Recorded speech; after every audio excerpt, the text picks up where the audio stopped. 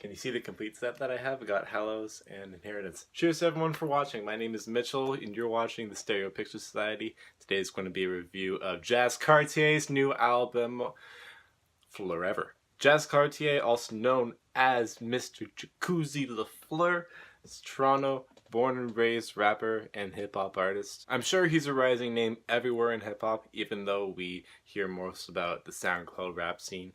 But I really like Jazz Cartier. I think he's pretty cool. He released 2 mixtapes in 2015-2016 that were longlisted for Polaris Music Prize, the latter of which Hotel Paranoia being the most popular. Up until that point, Jazzy was known for being a very introspective and moody, melancholic, and dark artist. Hotel Paranoia had definitely shown that from being an hour-long project with both melancholic and party-ready hits such as Red Alert. So I was expecting the same thing on Fleurever, and this album's release cycle has been spotty, to say the least. This album's release cycle had left a lot of fans and critics wondering if Fleurever will even be dropped. The lead single off of this, Tempted, was released more than a year and a half ago in January 2017. And yeah, with it still being a great single, this never got followed up until April of this year. Which left me and a lot of other people wondering, did Jazz change his creative style? Is it going to be just like Tempted? Is it going to be different?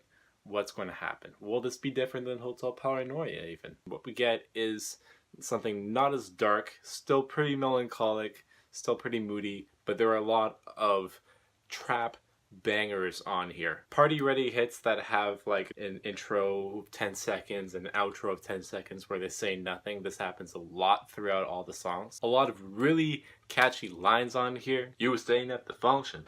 Which one? Gucci, Louis, which one? VVS, diamonds, dancing on my neck. Girl, I'd be tempted to touch. I gotta get to the bag. Something tells me that Jazz had perfectly created this 45-minute album with 16 tracks on it, so that any of these can go into hip-hop Spotify playlists and just be a banger. Jazz has some really entertaining and great rapping fundamentals that actually hark back to some old school hip-hop for me. Really sounds like meat and potatoes, not just the basics, but boosting it to a great climax and enjoyable track. And also one of these for surefire tracks you can get the hip-hop trends of today. You get triplet flows, voices on either side repeating the line that you just said. All of that is in this production, but an interesting thing too is that Jazz is the only person rapping on this album, which is a really interesting thing because every other hip-hop artist has features on their album, to the point that they're appearing kind of like a guest on their own album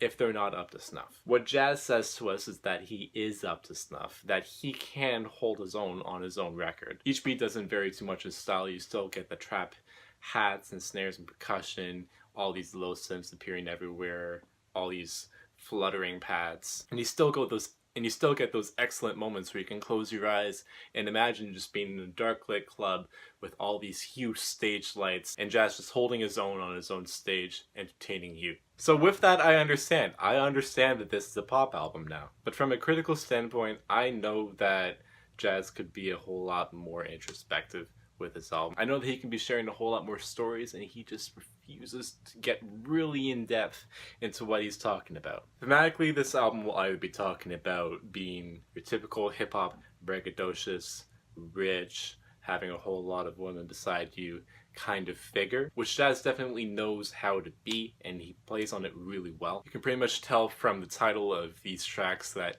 you know what you're getting into with them. Tracks like VVS and Which One and Gliss, Extra T, Tempted. We get an interesting duality with this album as it goes from being rich over to being pretty paranoid, really reflecting on kind of the darker things in his life. The biggest one on here being how a lot of his friends have left him as he's grown in popularity and success. We get a pretty good prelude of this in the opening song, Soul Searcher. It talks about Jazz trying to refine himself after his friends have left him and all about what's happening in this current state right now, and sets the tone of the record quite nicely. I also like the TTT subway announcer saying, "Now entering Spadina Station." I was half expecting that he would continue that throughout the rest of the record and have that be a concept, but I don't get it. The song Godfather, appearing later in this list, brings in these themes as well. This is probably one of the darkest beats on the album. Jazz has this low voice, all these low basses are happening throughout it while he spits bars about exes and losing his friends. Definitely on these darker lines, as well as everywhere on the album,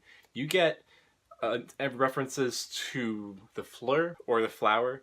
Jazz has stated in previous interviews that he finds a lot of strength from the flower not being uprooted, always coming back up to the surface. He finds a lot of energy through this, which I admire. I think what I admire most about this album is that Jazz's bars aren't super silly. One of my favorite lines being the pussy stink line. If they are funny, but he's not taking too many risks to make this huge joke or be silly. Jazz is a serious guy that knows how to party, pretty much. Fleurever also has its own share of ruthless bars as well, especially on the track Before It's Too Late. And the album also hosts a few different flows. There's not the same one that you hear the entire time. I think the most variety that we hear is from the song VVS, where he goes into some flows that sound a little bit clowny, and not to make comparisons, but let's make a comparison. There's some that sound like Drake. You definitely get some Drake imitations on the second verse, where there's a little R&B influence to the melody that he's rapping in. I also really like the Kali Uchis and Georgia Smith sample on IDWFIL, I Don't Wanna Fall in Love. My main issue with Jazz leaving this album is that I hope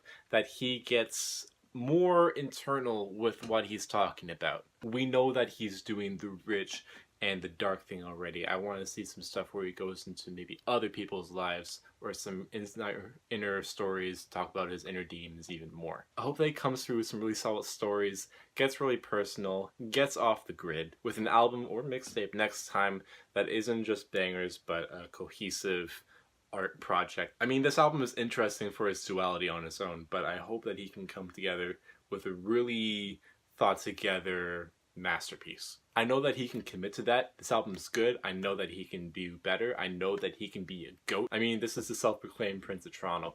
With talk of Drake maybe retiring in 2019, this is somebody that can take the crown next year and the years to come. And yeah, overall, this is a really solid record. I hope that Fleurever gives Jazz the attention that he deserves from it. It's not trying to be a conscious hip-hop record, but this is a really great pop hip-hop record on its own. It's really fun, but I also think it's quite safe on its own. So out of my handy-dandy enjoying this chart, I'm going to give this guy probably 1.5.